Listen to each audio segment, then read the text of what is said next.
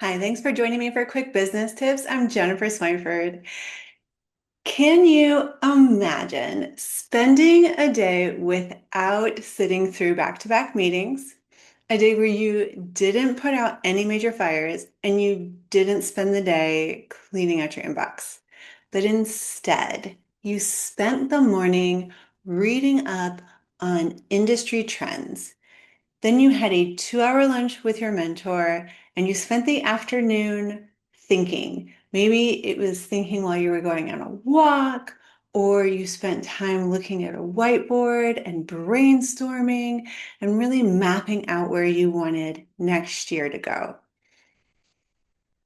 If you got to the end of a day like that, and you imagine yourself wondering, what did I really do today? And then felt a little bit of guilt because you felt like your day was unproductive. There wasn't a list of tasks that you can look back on and see that you completed. If this is something you've either felt yourself or can imagine feeling after having a day like that, you're not alone. Because this feeling is one of the most common and potentially most dangerous growing pains for a successful leader. So today we're going to dig into that guilt and we are going to give a name to your most valuable, yet oftentimes invisible work. This feeling that you have, maybe it's guilt, maybe it's laziness, after spending a day in deep work, but not checking tasks off the list, comes from a very simple place. It's because a lot of your identity can still be stuck in a past version of yourself. When we first start out in a business or even in a job when we're 16, most of the time we start out as a taskmaster.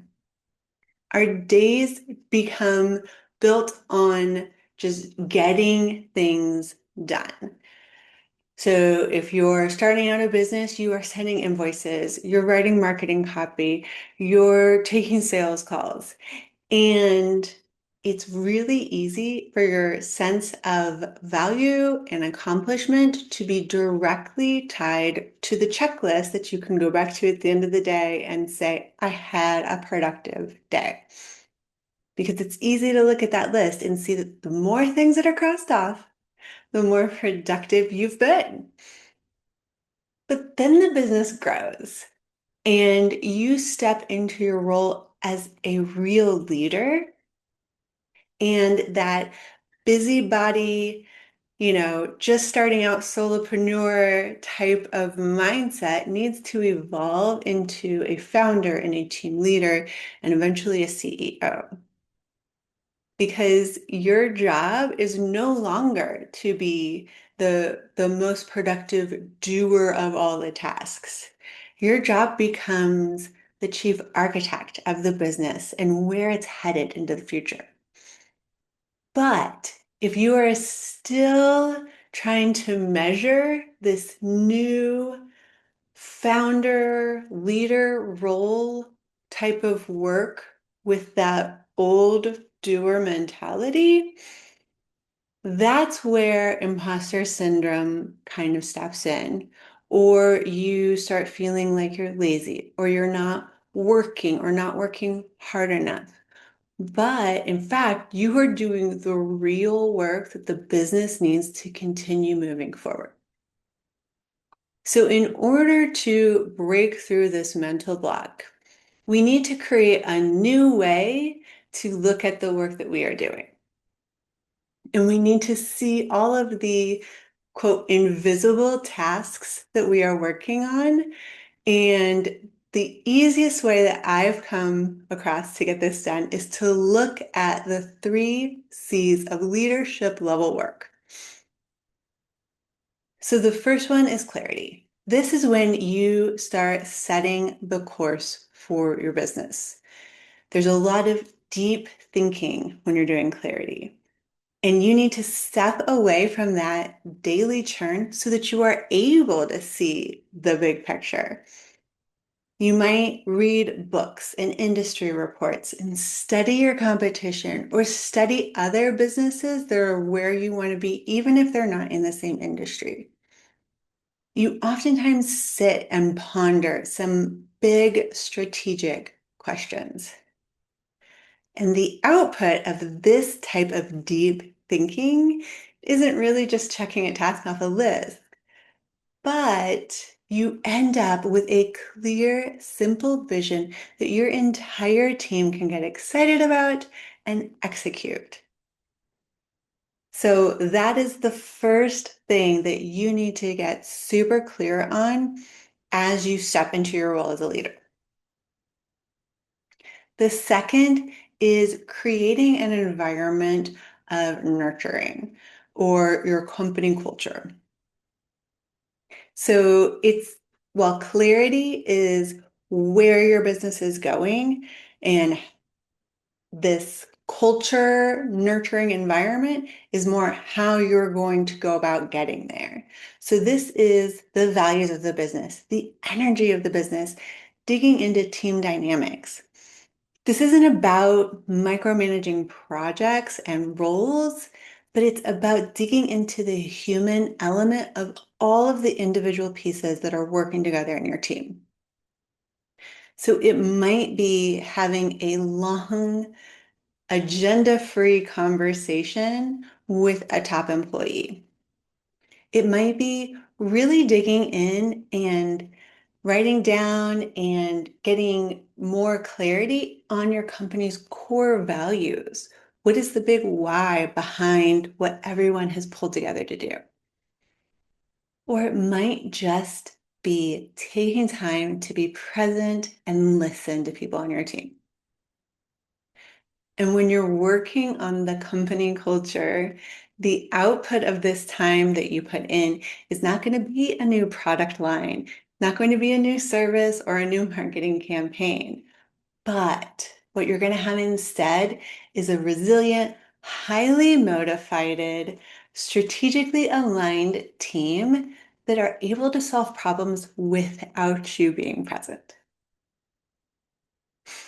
The third pillar in this framework is the ecosystem that you build, not just internally, but externally as well. So this is all the connections that you need to make to run the business as successfully as you would like to run it.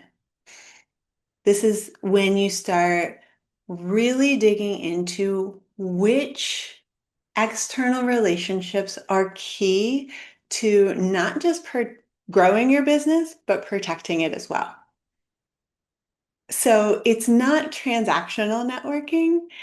It's more having coffee with a strategic partner that could turn into a major collaboration 6 months down the road.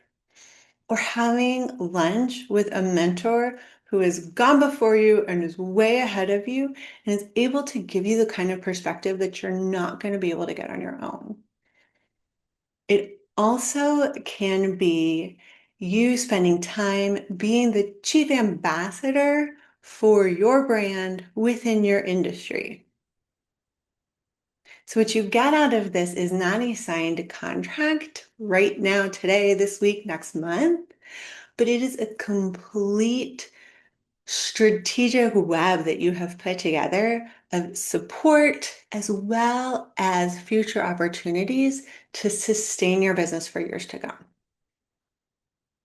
So, quick review, the 3 C's are clarity. This is the where your business is going, culture, how your business is going to look getting there, and then the connections that you need to really sustain your business for years to come.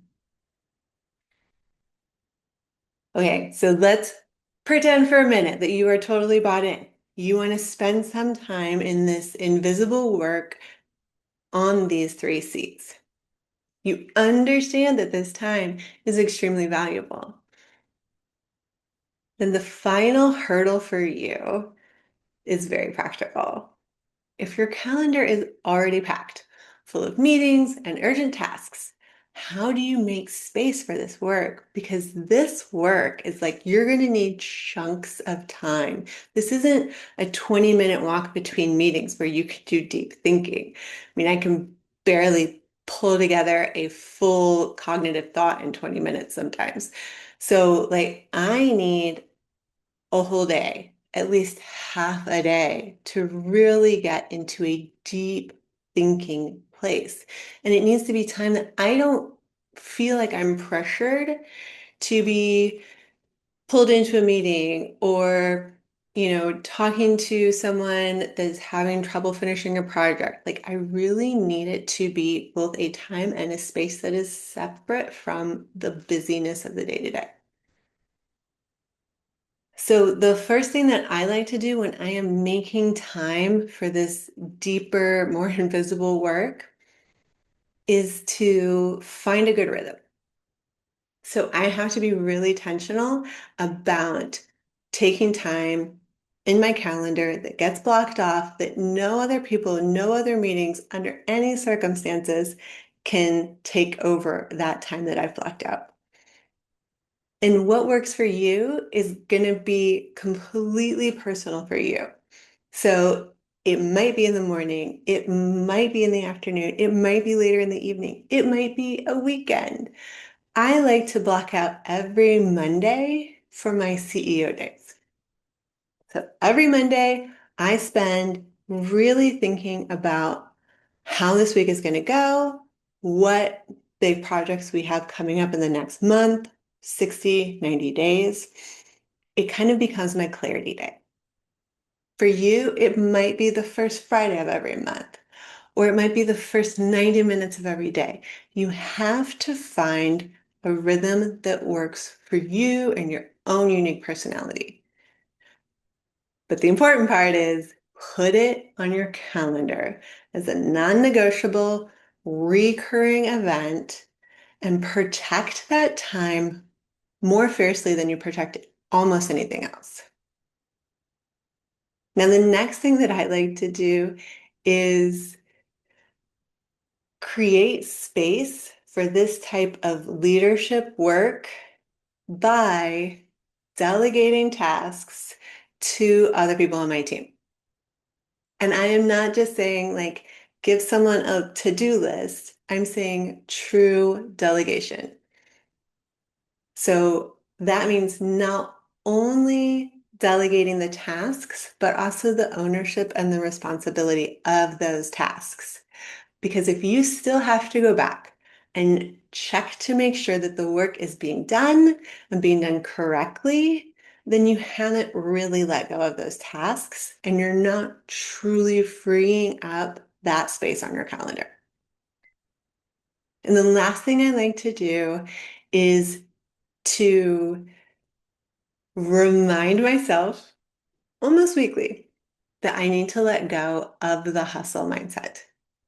Because the things that I did to get to my first 100,000 or my first 500,000 is not the same type of things that is going to get me to my next 500,000. So in short, what got you where you are right now is not going to be the same thing that gets you where you want to be. So when I was starting out, I needed speed and execution. I needed to close jobs. I needed to go network with new potential clients.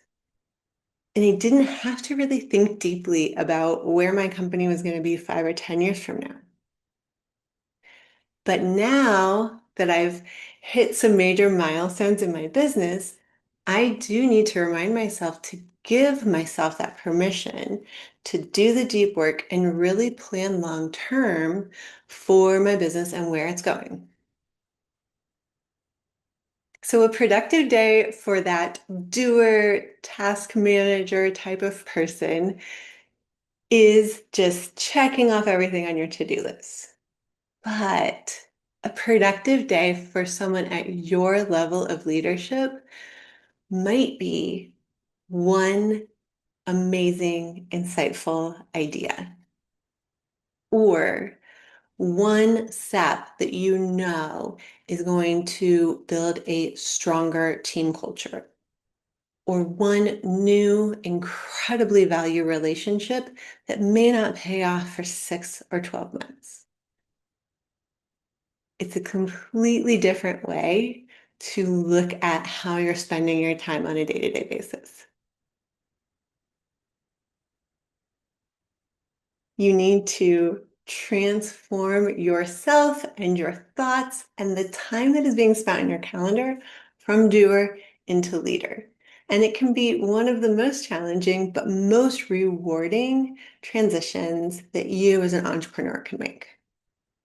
And if you feel like you might be stuck in this taskmaster mode and you would like someone to come alongside you and help you create the space and the systems to really step into your next leadership role with confidence, I would love for you to book a next level call with me. We can map out what your future could look like and create a plan to help you get there. The link is in the show notes. One thing I would love for you to do this week is to just take a look at your calendar. Look at the week that is coming up next and block out just 2 hours of time that week. Make this your CEO time. Don't put anything else on the calendar, no meetings, no client projects, and give yourself this 2 hour window just to really think and strategize about what you want next year to look like. If you start this practice now and give yourself permission to do this invisible work, you will create so many very visible, long-lasting, impactful moves in your business.